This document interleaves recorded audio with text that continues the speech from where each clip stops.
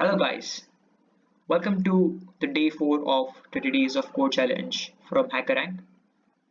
Today we are going to take a look at object-oriented programming basics.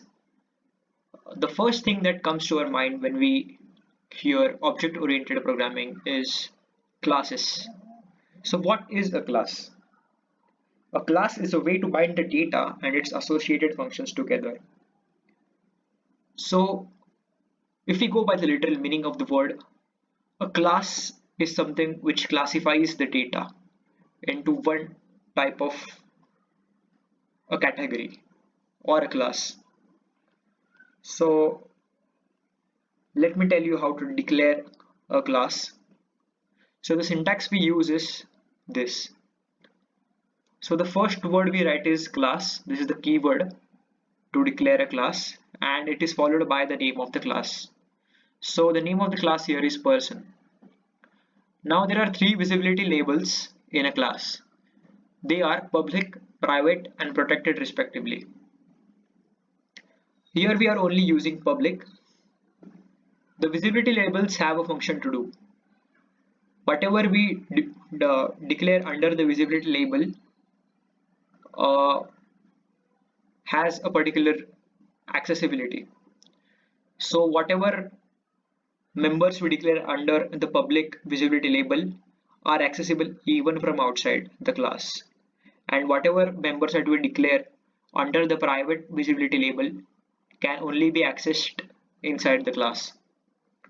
You don't need to think about it much right now. At this time we are going to use public to avoid any complications. So these are the members of this class. So integer age has been declared, and then we look at the concept of constructor. So the name of the constructor is the same as that of a class. So this is the declaration of a constructor. Now the main task of constructor is to initialize the data members. So the declaration of a constructor is something like this. The first word is of the name of the class. Then these two semicolons together make an operator. This operator is called as the scope resolution operator. The function of this is that it tells you that this function on the right side of it is a member of this class on the left side of it. So constructor is also a type of function, you can say that, and this is initial age is its parameter. So we have to first initialize the data member age with the parameter initial age. Okay, now the below two are the functions or the member functions of the class person. So am I old and yours passes are two functions. So how to declare a function? The syntax is the first word will be the return type. Now the return type I have already discussed in the previous videos. The return type here is void, which means null. The second word will be of the class, then the scope resolution operator, and then the function name itself. So this is how we declare a function. Now let's look at the main code. Now a class is of no use if it doesn't have an object. So how do we declare an object?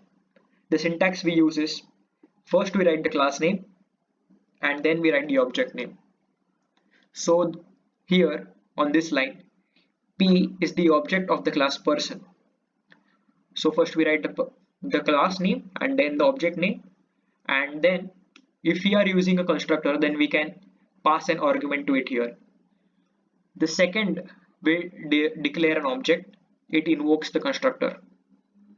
So whenever we declare an object, this constructor function will execute. Now how do we access a member function? For that we use the dot operator.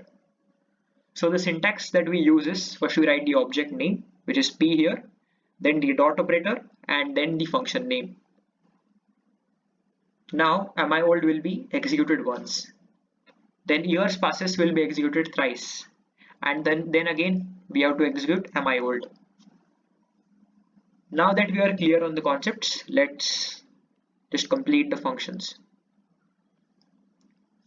So I assume that you have read the question. So whatever I'm going to do, you will know why I'm doing that. So let's write the conditional statements according to the problem statement. So we have given that if age is less than 0, then we have to print that age is set to 0. Okay, so we'll just copy this from the sample output and paste it here. Now don't forget to end that line. So write endl.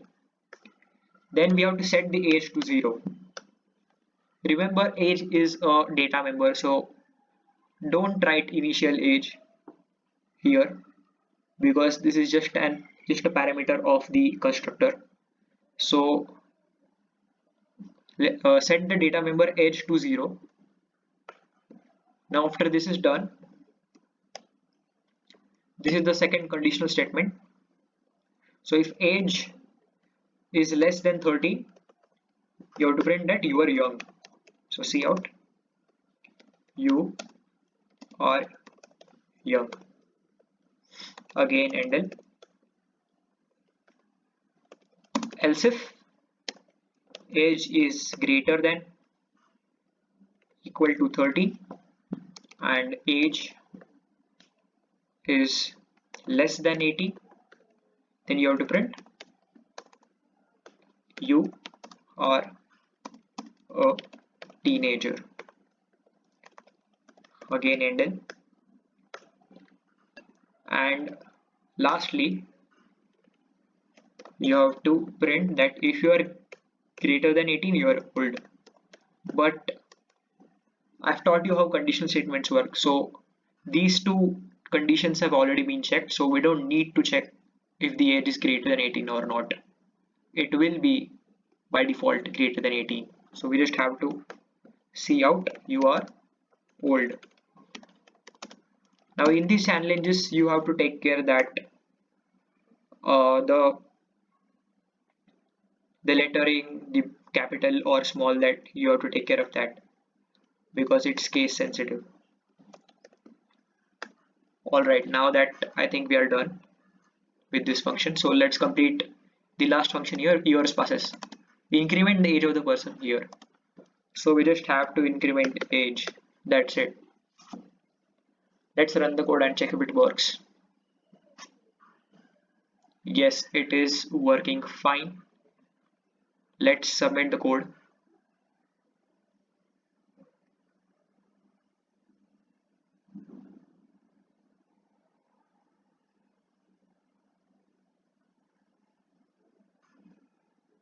I don't know why it's taking so much time.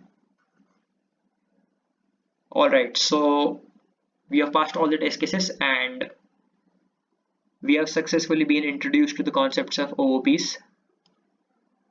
Alright guys, I'll see you in the next video. Bye bye, take care.